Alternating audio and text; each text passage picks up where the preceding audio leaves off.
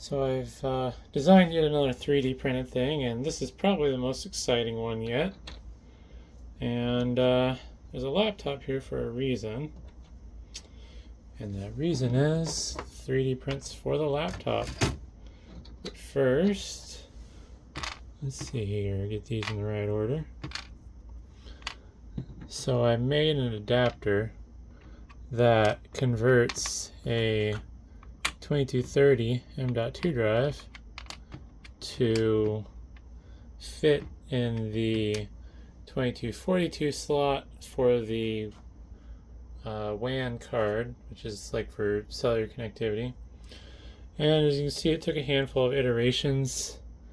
Not really too much to see between the iterations. Zoom in here a little bit. Oh, it might be too far. First one was pretty unrefined. It was just kind of a test to see what I could do. Made the screw holes too small, and I ended up thickening it as things went along. So that's version 2. Got better. Version 3, whoops. Got a little bit better. Worked out spacing and stuff. Realized that the hole was a little too big for the screw.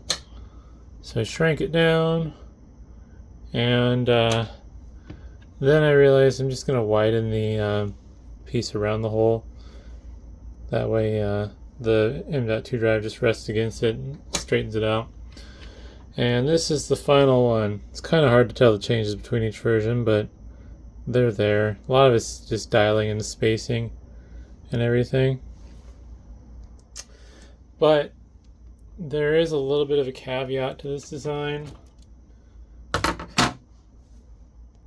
And that caveat is the mounting screw for the M.2 drive itself, if you're not careful, will poke through the bottom of this. And with the spacing in the laptop, if you let that screw poke through the bottom, you'll destroy your motherboard. You'll put a hole in the PCB there, which I don't know what that part of the board does, but I'm guessing there's not supposed to be a hole there. And hopefully with the models, when I upload them to the various sites that I'd put them on, hopefully people actually read.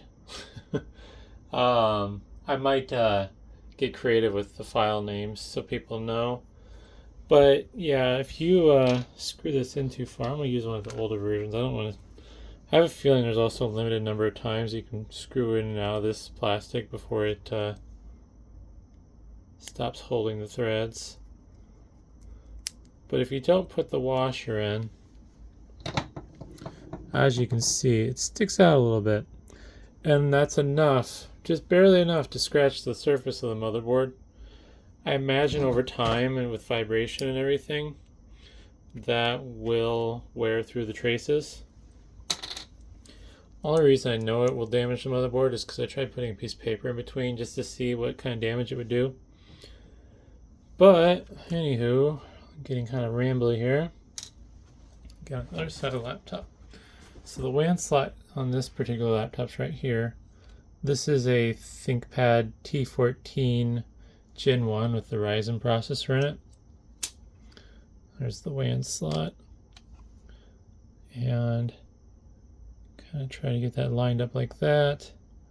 Apparently I'm going to need 2 screws because the WAN screw is missing.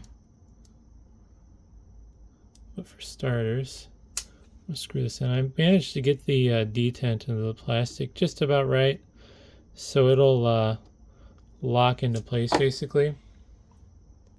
Alright, got another screw, and something I think I'm going to do before I actually fully send this is I'm going to put a little piece of tape under the screw hole of this mount,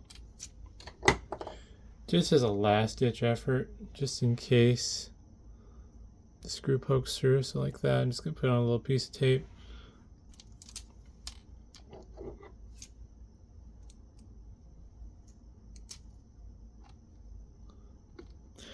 Now you don't want to screw this screw in all the way right off the bat. So once it starts getting a little tension, just kind of back it off. To use a M.2 solid state drive in the WAN slot of these newer Lenovo Thinkpads, It needs to be a B plus M key, so you'll notice it has the B key up there and the M key down there.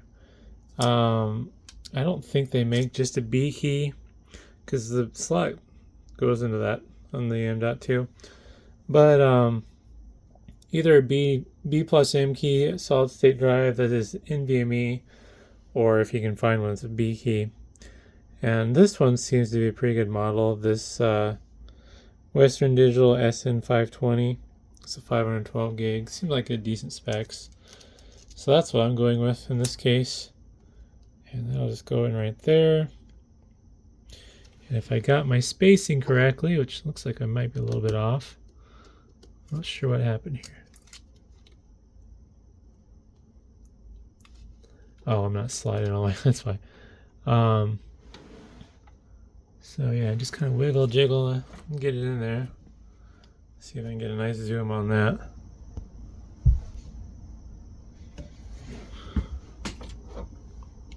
You can see how everything kind of lines up real nice and neat.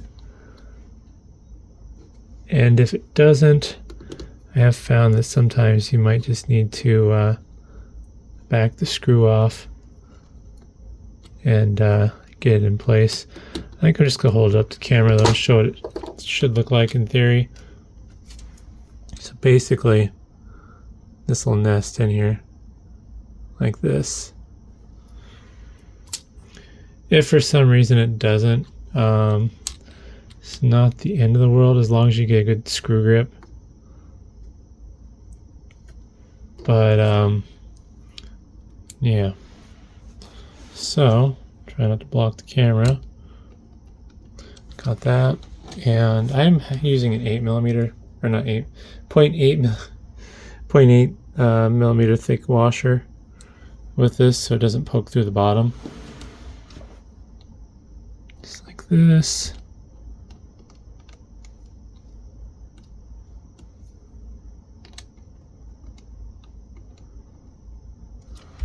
Don't over tighten it because the threads of the screw will just end up ripping the plastic out. But now that that's installed, I'll power it up, and you will see the Hynix drive in there as well that it came with. Unfortunately, that drive is dead, so it's kind of, I don't know. It's not dead, but it's pretty much dead. It's reporting very bad health, and it's at the end of its life. 105% writes. So we'll just open up Crystal Disk Mark. I hate Windows 11. This is getting Windows 10 once I'm done testing stuff. But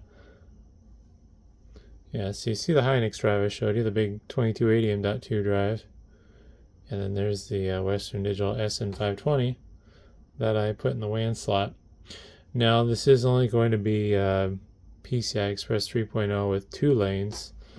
But yeah, otherwise that mount allows you to throw in an extra drive in your laptop.